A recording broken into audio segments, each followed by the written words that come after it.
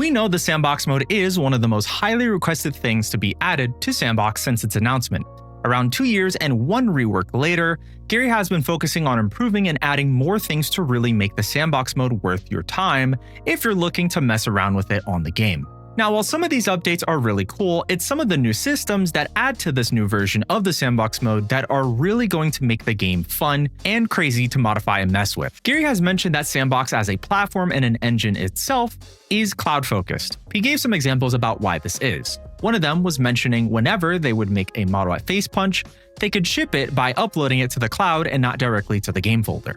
He mentions that if you want to play a game on Sandbox, you'd have to download everything from the cloud before playing it, which isn't a great experience. This was essentially the same experience that you get with Gary's mod when you'd want to join a game or server and had to sit for over at least an hour to download gigs of models, weapons, animations, and more just to get through the first load process. So now Gary mentions that when Sandbox ships on Steam, there's a bunch of files preloaded, meaning you can just load the game, they're instantly available, and you won't have to download anything, and you could just skip that step, getting straight into the game, and you could just start playing.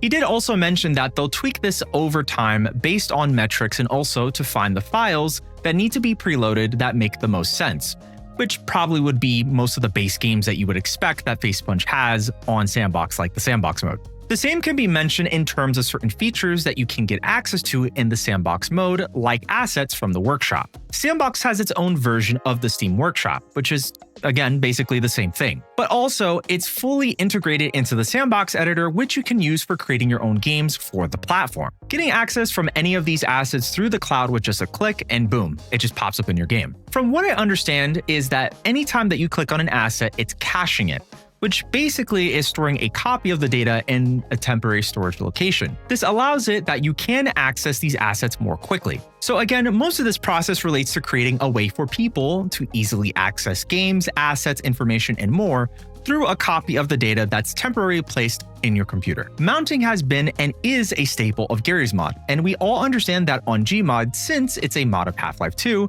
and uses a Source engine, that it has an option to mount most of the Source 1 games. But with Sandbox, it takes it a step further. Again, not only as a separate new game, but with more possibilities. Here in comes the new mounting system, which basically is built off of one idea. Make most of your games that you have installed on Steam, if they're officially supported by Facepunch or by the community, to mount into Sandbox, where you can get most of the assets, models, weapons, and more for you to mess around with in the Sandbox mode. Now, this sounds absolutely insane, but again, let's get a little bit more into this. The mounting system was added specifically for the Sandbox mode when it was announced, but it does seem like there's a possibility that the system will also be available for the Sandbox editor, which we're not going to fully get into detail within this video. But there's also a good amount of games that are more than likely going to be available by the time Sandbox releases. Some of these are Natural Selection 2, Postal, and Quake. Some people within the Sandbox community have also taken it into their own hands with finding ways to mount other games, like Half-Life 2. That leads us into the new mounting API. Basically, this is something that Facepunch created to allow developers within the community to create ways to mount games that are not officially supported. I've covered this before, and there was a way to mount World of Warcraft models into the game, and then recently Half-Life 2. This is truly just the tip of the iceberg for this, but it's very sick to see. Add-ons and entities are another staple of what could be possible with the Sandbox mode, and there's some basic ones, but then there's some really pretty insane ones, like instantly going into VR mode in the Sandbox mode with just one click. Now, again, the possibilities with scripted entities are going to be really good, as switching over to VR mode with just a click will be possible, but who knows what else you could really do. Not only just limit to just NPCs and weapons, but other crazy things like playing Create 4 or creating a RT camera on command and right away. Custom player models have been another request and question people have always asked when it comes to seeing the new Sandbox mode for this game. And I also give them the same answer. It's possible, just depending on what game you're playing. If you ever played Roblox or Gmod, then you understand exactly how this could work. Depending on what game you're playing, you'll be able to get access to a slew of skins, and most of these you could get from the workshop.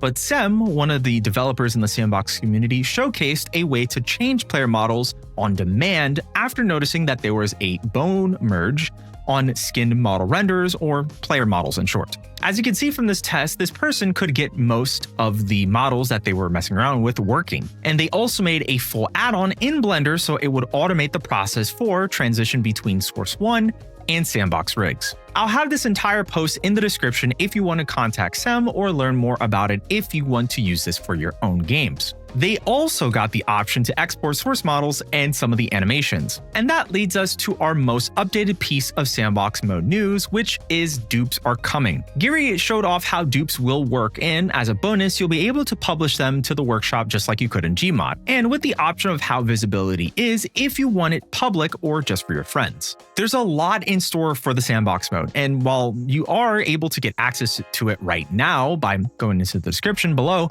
if you want to know more about Sandbox, definitely feel free to check out this video right here on screen, and thank you for watching.